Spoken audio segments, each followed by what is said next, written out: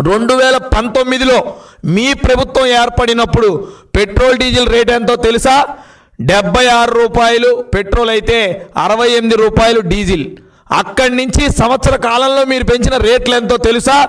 107 రూపాయలు పెట్రోల్ చేస్తే 99 రూపాయలకి డీజిల్ని తీసుకెళ్లారు.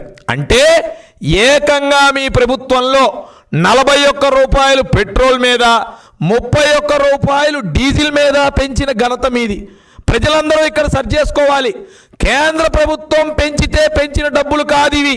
జగన్మోహన్ రెడ్డి అండ్ కంపెనీ లాభాల కోసం వ్యాట్ సైజును పెంచి ప్రజల మీద భారం మోపి వసూలు చేసిన డబ్బు ఇదంతా. అంతేకాకుండా రోడ్డు సెస్ పేరుతో 1 రూపాయి, ఇంకో సెస్ పేరుతో 3 రూపాయలు, ఏది గుర్తొచ్చినా నిత్యావసర సరుకుల్లాగా పనికొచ్చే నిత్యావసర వస్తువైన పెట్రోల్ డీజిల్ మీద వారి రేట్లన్నీ కూడా పెంచుకుంటూ పోయి 41 రూపాయలు 31 రూపాయలు పెంచిన ఘనత గత ప్రభుత్వాన్ని.